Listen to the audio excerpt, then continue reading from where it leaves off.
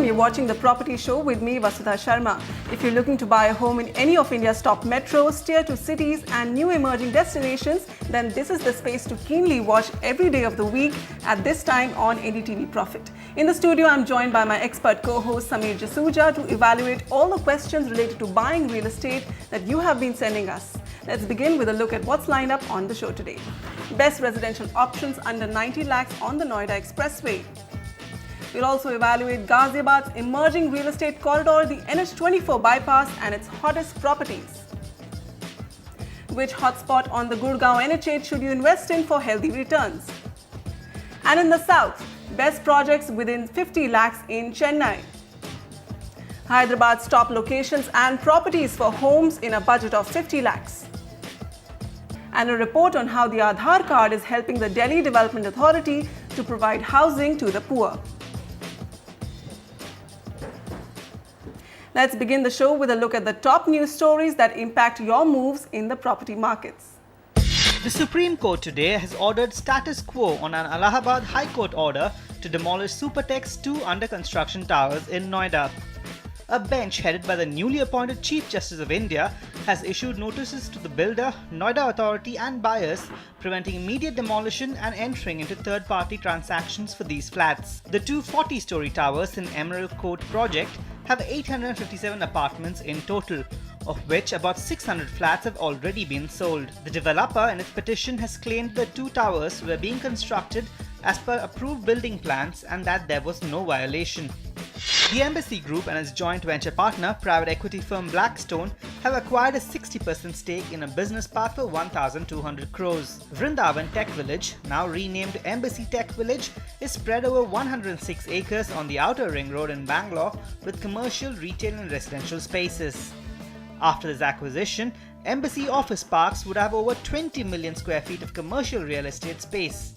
According to Chairman and MD Jeetu Virwani, Embassy Group has now over 150,000 park users across 4 business parks with tenant relationships with over 100 companies. Realty firm Puravankara Projects has sold a 50% stake in its upcoming project at Kochi to Shobha developers for 326 crores. Both Bangalore-based companies will jointly develop a housing project on this nearly 17-acre land near Marine Drive in Kochi. Puravankara has entered into a co-owner agreement with Shobha developers to develop this project. As co-owners, both firms will execute the project, with each being entitled to equal rights.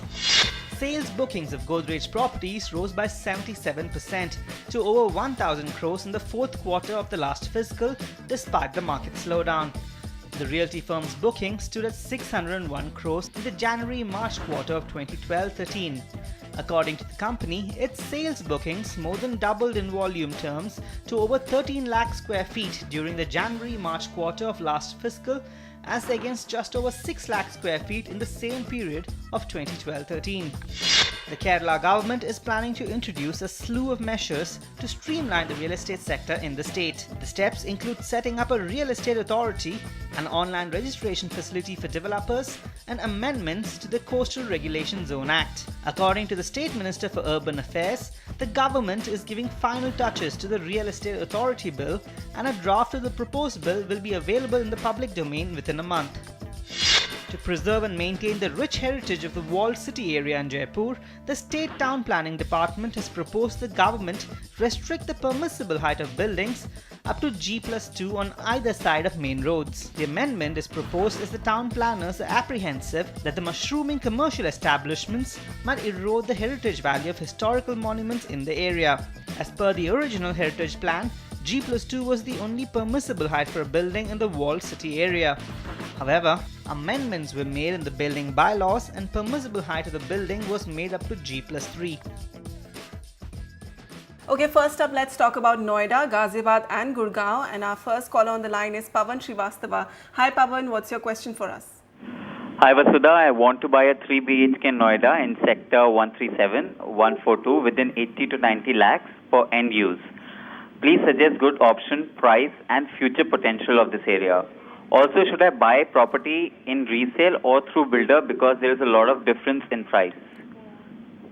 Okay, two sectors that Pawan has in mind. 137, it's going to be connected by the metro, the Greater Noida link. 142 is going to be connected by the former FNG corridor, which is now called the Noida Ghaziabad link road. Sameer, he also wants to know resale or developer property. Right. So, to answer the first question, which is 137, 142, these are good sectors. The sectors that we've also shortlisted are slightly different but close by. Sector 107, 37 and 93B are some sectors that we would like to recommend to you. On resale versus developer, if you get a better price in the resale market, the developer has to do the transfer in his own office and he's a part of the agreement. So, I think it's pretty safe as well. So, wherever you get a better price, that's what you should be looking at. Coming to the recommendations and the key data points, if you were to look at Noida, we've got Expressway 1, Stretch 1 and Expressway Stretch 2 for you. Inventory overhang for Expressway Stretch 2 is about 24 months. Expressway 1, Stretch 1 is slightly better, it's only 15 odd months. If you were to look at the weighted average prices, 5750 rupees a square foot for Stretch 1 and Stretch 2 is 5000 rupees a square foot. Price appreciation trends 46% or 18% on an annualized basis for Stretch 1 and 49% for Stretch 2 because the base is a little lower, or 20%. The projects that you can consider are Banalika by Sunworld Infrastructure. This is sector 107. This is excellent connectivity to the Noida Expressway and Dadri Road. Project is on main internal road and project possession is within 6 months. The second one is Lotus Boulevard 1 by the 3C company. This is got ready in 2012, available from the resale market. This was PE funded by Redford Capital as well. Possession of phase 2 is starting in a few months' time. You can afford to buy a 2 BHK plus study in this project. Lastly, we have Omax Grand by Omax Limited, Sector 93B. This is available in the resale market as well. It's bang on the Noida Expressway, ready to move in towers, possession handed over in 2012. Okay, so Pawan, 3 projects that we are recommending on the Noida Expressway for you. Vanalika by Sunworld Infrastructure, Lotus Boulevard 1 by the 3C company and Omax Grand by Omax Limited. Next, we have an email by Vikrant Chawla. Vikrant writes, I'm thinking of investing in a new project starting at NH24 by Wave City. Can I get some information about it? Specifically, one of their projects, Opulence Woods. My purpose is investment with a budget of 25 lakhs. How much appreciation can I expect from this? So, NH24 bypass, largely an affordable housing region.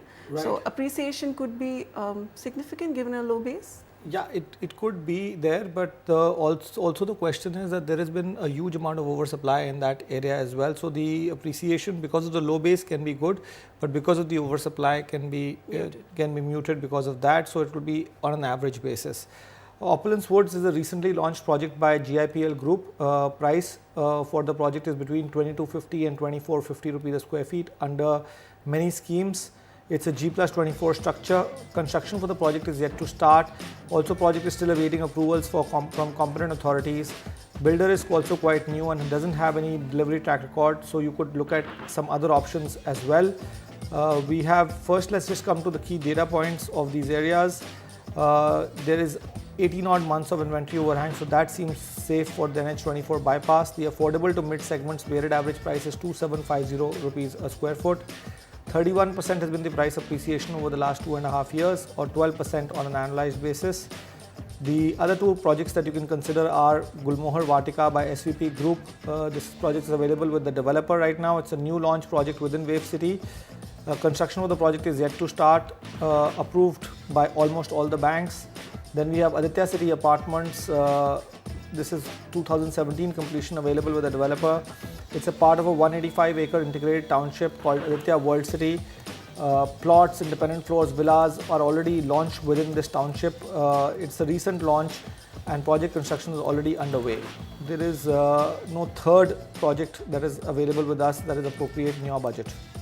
Sameer, what about the other markets in Ghaziabad? The Rajnagar extension, is that also suffering from oversupply concerns? Yeah, Rajnagar extension has got a significant amount of oversupply.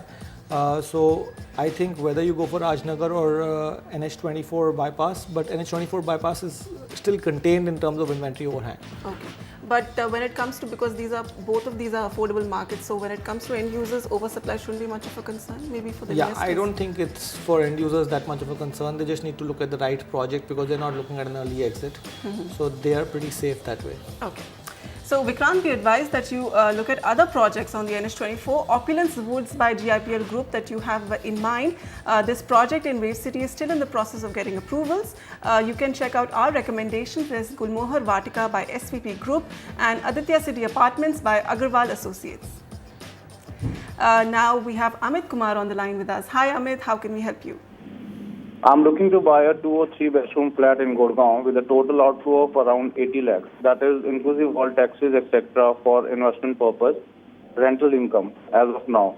I do not mind waiting 1 to 2 years more, but not 3+ years. Then promise deliver dates, since I understand a huge project cannot always be delivered in 3 to 4 years. Please help me shortlisting a few projects among New Gurgaon, Sona Road, Golf Course Extension, Dwarka Expressway, that I can afford. As of now, I have looked at a few projects in New Gurgaon in sector 75, 77 in fact, Umang Winter Hills and MR Palm Hills, and sector 81, Vatika Close, Mapsco, Casabella. Please let me know if they are worthy. I'm getting a deal in resale on Umang Winter Hills and so would also like to seek your advice on it. The deal is for a park and sector road facing 3 BHK, 15 square feet, corner flat at the rate 4,400 per square feet. Okay, so Amit has a budget of 80 lakhs. He's confused between New Gurgaon, Sona Road, Golf Course Extension, Dwarka Expressway. His primary aim is rental income. You know, that's a little bit of a challenge because rentals are really down in Gurgaon as of right now, and tenants are hard to come by. Within this given budget, you'll have to look at New Gurgaon and look at it as an investment destination because rentals will not be good over there as well. The project selected by you, Winter Hills, is currently trading between 4,300 and 4,500 rupees a square foot. Construction is in advanced stages, will be delivered by 2015. It's a JV between Uppal Housing and Indus Capital Partners, so it's pretty safe. Instead of this project is also constructed by Ahluwalia Contracts, which is a publicly listed firm and is a very good contracting firm. As such, we've got 3 more recommendations for you that you should look at in the New Gurgaon sectors, but we'll first look at some data points. We have sectors between Sona Road and NH8, 30 projects, and New Gurgaon region 70 projects. 15 months is the inventory overhang for sectors between Sona Road and NH08, and New Gurgaon region is 24 months, so just on the danger zone. 6,000 rupees a square foot is the weighted average price for sectors between Sona Road and NH08, and New Gurgaon region is 4,700 rupees a square foot. Price appreciation trends 46% and 48% respectively for sectors between Sona Road and NH08, which is 18%, and New Gurgaon sectors is 19%. The 3 recommendations from our side are Tulip White by Tulip Infrastructure. This project is recently completed. Possession is in process at present. Project with decent connectivity and bank finance is also available. This is Tulip's 3rd completed project in this region over the past 1 year, but rental returns will be a challenge. Gurgaon 21 Vatika Limited, this is also available from the resale market. It's getting ready next year. It's a 21-acre project within Vatika India Next. Excellent location near NH02. Carnation Residency by Oris Infrastructure. This is 2014 completion year, available from the resale market. The project is bang on the new sector road and the developer has sizable land bank in New Gurgaon region. Samir, what about Golf Course Extension Road, given all the 80 lakhs, he won't be able to get anything that is reasonable. Okay. Also, in your data points, you mentioned that the New Gurgaon region compared to the sectors 70 to 80, New Gurgaon is faring much better. Is this primarily because of the infrastructure development led by the major developers? Absolutely right. Absolutely right. Given the fact that the Northern Peripheral Road, the Dwarka Expressway, is still not in place, it's clearly the big brands which are leading the development. We also have DLF on the other side of the NH8, the SPR region. How come this difference in the market? Well, if you look at the Dwarka Expressway region, livability has just not happened yet. There is just no social infrastructure whatsoever. But if you were to look at the New Gurgaon sectors, because it's also very near Manesar as such, and there is livability over there, so there is some amount of social infrastructure that will be there, and DLF is making big efforts over there to ensure that livability happens as soon as possible. But right opposite the NH8, the Southern Peripheral Road area, that's still stuck in litigation. Yeah, there are challenges there even now. Okay. So Amit, we're recommending projects on Sona Road and the new Gurgaon region for you. There's Tulip White by Tulip Infrastructure, Gurgaon 21 by Vatika, and Carnation Residency by Oris Infrastructure. Alright, slum-free India has been one of the key goals of the government and for which various housing schemes have been launched over time. But improper documentation has meant that housing for the poor never reaches the beneficiary. The DDA is now looking at using the Aadhaar number to address these issues and make sure that the flats go to the targeted beneficiaries. Unitam Ojha reports.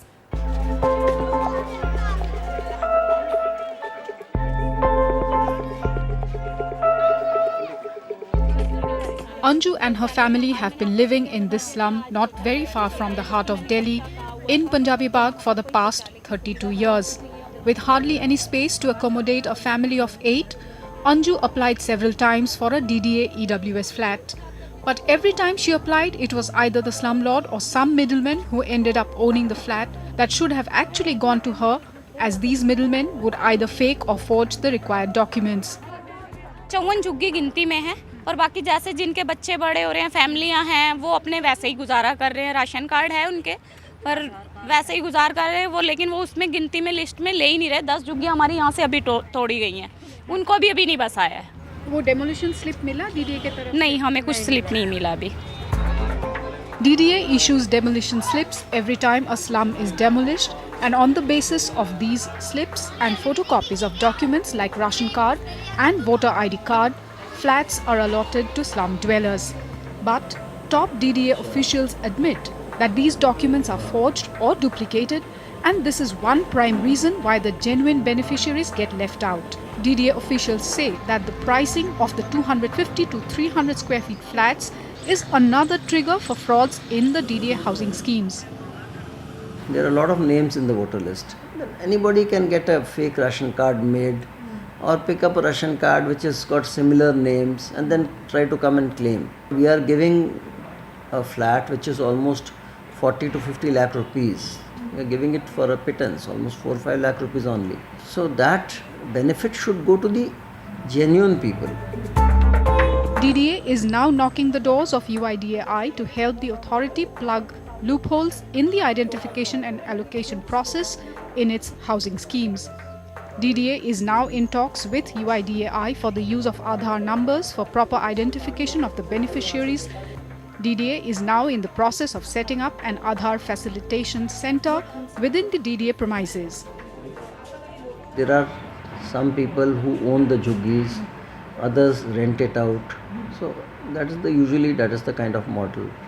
So there are a lot of vested interests who get involved, who then try to collect these slips from these people, pay them off a small amount and then come and claim those flats or plots from us. So we are interested that the actual beneficiaries should be identified first. At a national level, I think Aadhaar is a very safe way of establishing the identity of the person. Delhi slum population is estimated at about 18 lakhs, concentrating in areas like Sangam Vihar, Kusumpur Pahari, Paharganj, Simapuri and Kathputli colony, which is being relocated. DDA has so far allotted 4 lakh flats for slum rehabilitation. Another 2,400 one-bedroom flats are ready for allocation in Dwarka, and the authority is all set to construct about 30,000 flats in the LIG EWS category. In view of the Supreme Court ruling that Aadhaar numbers cannot be made mandatory for social welfare schemes, DDA is planning to restrict the use of the number only to identify the beneficiaries. In New Delhi, Oinita Moja, NDTV. We'll take a small break right now, but you stay tuned because on the other side, we'll explore Chennai and Hyderabad for apartments in a budget of 50 lakhs.